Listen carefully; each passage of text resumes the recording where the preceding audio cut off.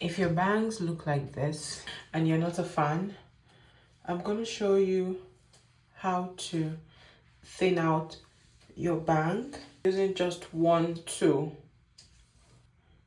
This thinning shears, tail comb. This just to keep these guys away. That's so big.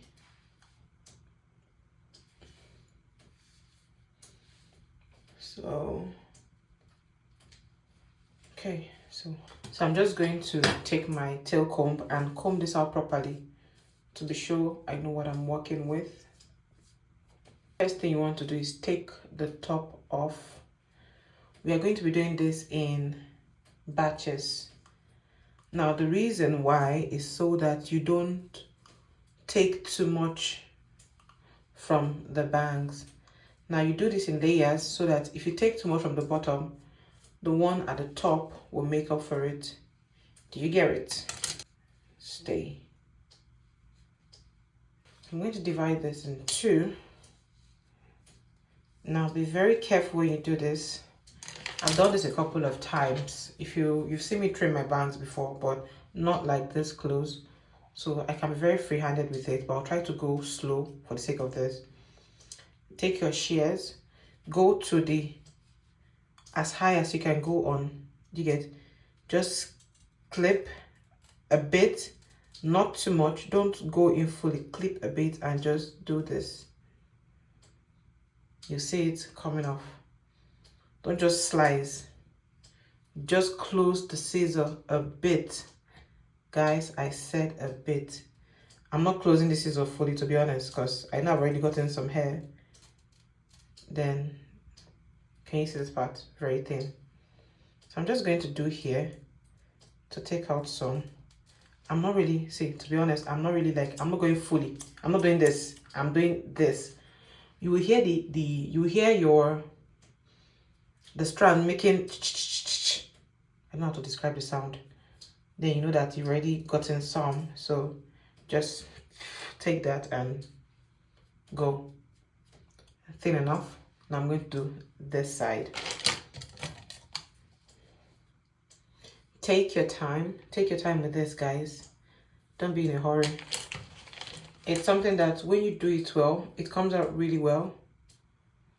But if you're in a hurry, you can ruin things. So please take your time.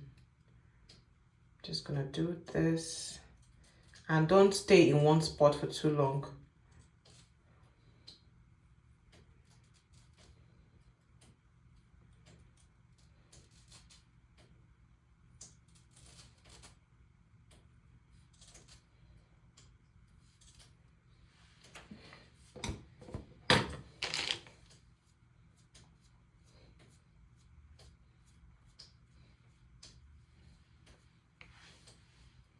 Now, it is still not as light as I want, so I'm just going to go in.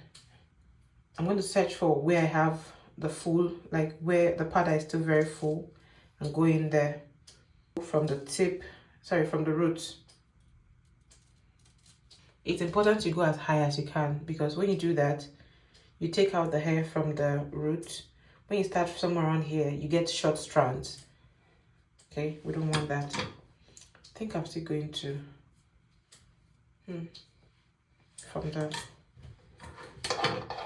from here, go as high as possible, as high as you can go. Okay, and just remember not to close the scissors fully, because even like when you're already halfway there, hair already starts coming off. The topmost part, just leave it alone. Don't do that. Do the layer before the top, and you can just leave the top layer the way it is, so you don't have short strands at the top of your wig.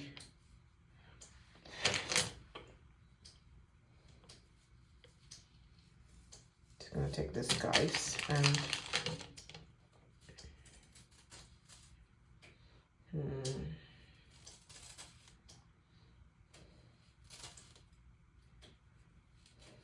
right now I have an idea of what I'm doing. That's why it's looking a bit uncoordinated.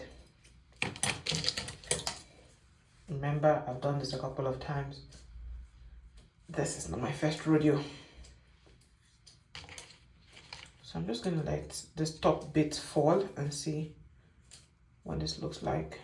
It's still full, but let's keep going. So I'm gonna take this bit now, this other side, and just keep the top bit.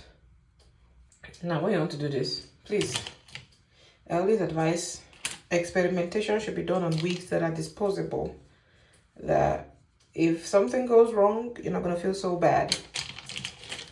Don't just go in on your expensive wigs, guys. Don't do it. Ooh, that's a lot. Let's see what we have here.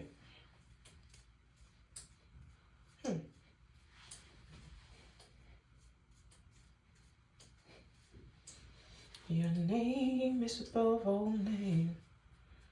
What do you think? Scanty enough? Me too. I don't like trimming bangs because it's such a messy job.